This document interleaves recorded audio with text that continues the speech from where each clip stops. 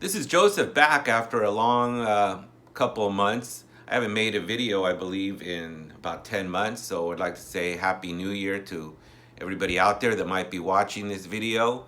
And yes, I'm still collecting and listening to a lot of records. And as far as changes this last year, the big changes in this household is the addition of two Persian cats. I've never been a owner of a cat. My wife has always been more of the cat person, but I have two cats now, both Persian cats.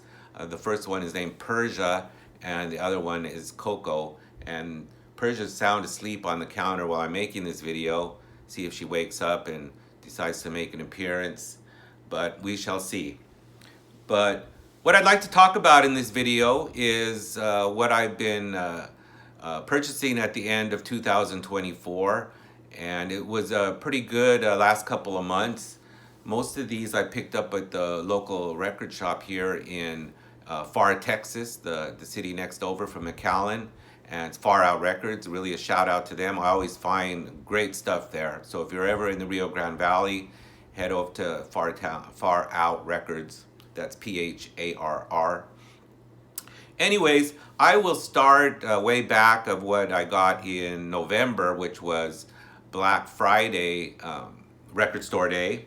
And I didn't really have too much that I was really interested in obtaining. But the two things that I did get was, first of all, Joe Bataan, Riot.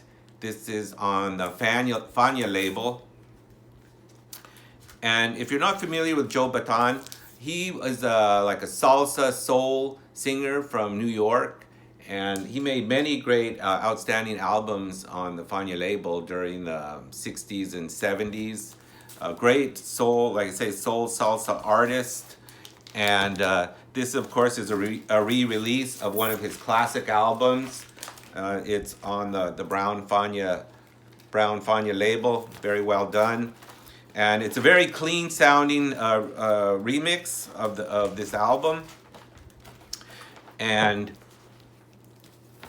some of the highlights here. What's interesting about Joe Bataan is he does songs in Spanish with the Latin soul salsa, and also he does kind of like an oldies but goodies groove. He sings sometimes oldies, but some of the good things here is it's the title. It's a Good Feeling, which is called The Riot.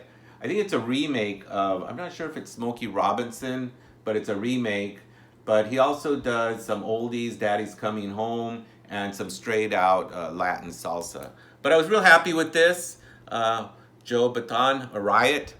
And if you ever get a chance to pick up any of his albums, I can recommend them. Really, any of his albums on Fania are really good. I'm really on the lookout for Saint Latin Days Massacre, I believe it's called. And that one is really, I believe, his best album. I wish they would actually do a re-release of that one.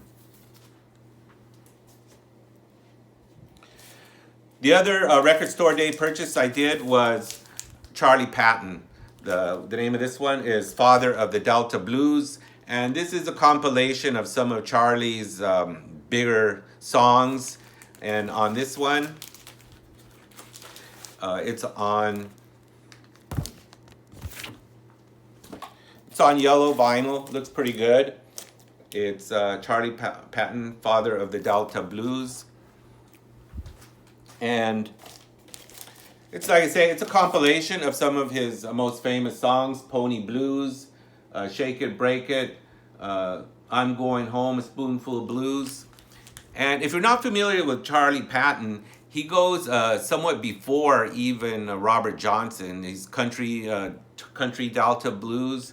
And to be fair, these recordings are very, very rough because there are no masters, of course, of this material. It was recorded, I believe, in probably in the 1920s, probably about 1928 or 29. So very, very early stuff, very rough. The best copies they can get are from whatever the best sounding 78s they can find. But Charlie Patton was a true master, one of the early pioneers of the Delta blues. Sometimes his vocals can be a little hard to understand. It sounds like he's kind of got a mouthful of marbles. but it's really the slide guitar and his guitar playing is really outstanding, and his vocals too, even though they're hard to understand, is really outstanding blues. And what else can I say about this? Is I'm very happy to get it, and I've been listening to it quite a bit. I do have a box set that I had on CDs. Charlie Patton, I believe it was his complete collection. But I'm always listening to Delta blues, especially I love the old time blues, like I say, Robert Johnson, Charlie Patton. I've also been listening a lot to Blind Willie Johnson, the preacher who sings a lot of basically gospel type blues, but real happy with Charlie Patton, father of the Delta blues. Now, getting into some of the things that I found at the local record shop. Lately, I've been really getting into West Coast jazz, specifically stuff on contemporary and Pacific jazz. And recently at the local record shop, a collection came in, and I was really amazed because I saw a lot of great West Coast albums. And this one popped up right away. I saw it's Curtis Amy and Frank Butler, Groovin' Blue. And it's on the Pacific Jazz label, that famous black Pacific Jazz label. And on this album, we have Carmel Jones on trumpet, Curtis Amy, of course, on tenor, Frank Butler on drums, Carmel Jones on trumpet, Bobby Hutcherson on vibes, a very young Bobby Hutcherson, Frank Strazzeri on piano, and Jimmy Bond on bass. This is really a wonderful album. You might see this album a little bit more in the vinyl community in the next year because it's part of it's going to be a Tone Poet release. I'm not sure which month it is, but when I saw this in very clean condition at a pretty good price, it's also a mono, I snatched it right up, and it's a great group. Of course, you can't go wrong with Curtis Amy. Some of you might be familiar with his album Katanga, which was also a Tone Poet done a couple of years ago. And also, of course, Carmel Jones. And I'd like to mention specifically about Frank Butler on drums. He's very underrated.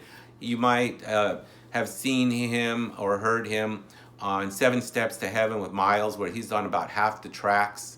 But really appreciated drummer, West Coast drummer. And I had the pleasure of actually meeting Frank Butler and working with him in a job back in the late 70s. Yeah, it was probably about 78, 79.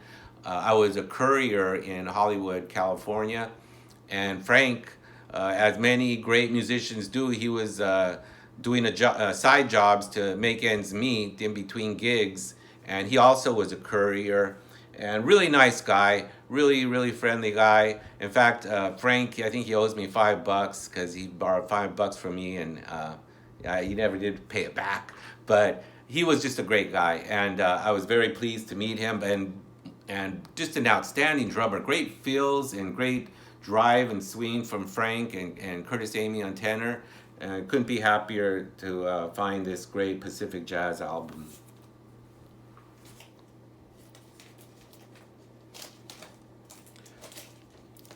Another one of the recent West Coast finds that I got at the shop was All Night Sessions with the Hampton Hawes Quartet. And this is on the Contemporary label. I believe this is an OG. It's on that yellow label. And this one here is a mono. But also a great session. I think this is called Volume 3, Hampton Hawes All Night Sessions, which has Hampton Hawes, Jim Hall on guitar, Red Mitchell bass, and a drummer named Buzz Freeman. But this was an all-night sessions where basically Hawes went through and played long sessions into the evening, basically with no retakes. And this is Volume 3 of it. And it's really great to hear Jim Hall in this early quartet setting, and great versions of Do Nothing Till You Hear From Me, and a couple of blues songs. And of course, there's always outstanding recordings here done by Roy DeNunn. And even though the album is got a lot of wear on the cover, the vinyl is in pretty good shape. So this was one of the great finds that I found recently of some West Coast jazz. Another one I found out of the same pickup that I did that particular day was this album, Trio, Charles Mingus, Hampton Hawes, and Danny Richmond. And what's unique about this album is it gives you an opportunity to hear Charles Mingus in a trio setting. You might be familiar with Money Jungle. That's another trio setting done with Mingus, where he's accompanied by Duke Ellington and Max Roach. That's also a tone poet. But this is on the Jubilee label. I believe it's a second pressing. It's a black Jubilee label. And I had never actually heard this album before, but I was really surprised and pleased to hear how outstanding it is. And I'm becoming to have a better appreciation of Hampton Hawes. Of course, I'm familiar with him, but I didn't have a lot of his earlier recordings like this one. And what's really nice here is a nice version of Yesterday's, I Can't Get Started, a really nice version of Laura, and some really outstanding bass solos from Mingus. He really has a big fat tone, he's very melodic, and it really gives you an opportunity to really hear Mingus outside of a large group setting, which is most of his own recordings are with somewhat in a larger ensembles. But here we are, Trio, Charles Mingus, Hampton Hawes, Danny Richmond, and excellent album.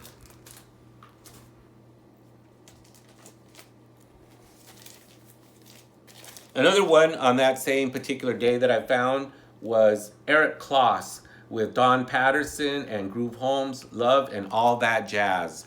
I've heard of Eric Kloss through the years. I know he was a blind saxophone player, and he did a lot of recordings kind of with the organ jazz groups like this one was. And what's remarkable about this album here is it's very early Eric Kloss. I think this was maybe his second recording. I think he would believe he was 17 years old, and it's on that blue label, Prestige, so it's an early pressing. And here Eric is accompanied with two different groups. One of them includes Don Patterson on organ, and the other one Groove Holmes. So it's really remarkable that a guy at this age, at 17, is being accompanied by such heavy hitters as Groove Holmes and Don Patterson. But Eric more than holds his own here. And in fact, it's remarkable. When you hear him play either on tenor or alto, you would think he's way beyond the 17 years of age he was at the time. I believe Eric is still around. I don't know how active he is, but he's got a whole bunch of albums out there that are, I believe, available at pretty good prices. So anytime you see something by Eric Kloss, I would recommend and pick it up. But I'm going to cut this video a little short because kind of warm up into the VC community. And hope you like this video, like, subscribe, and hope to get more videos out there soon. Joseph Gong out.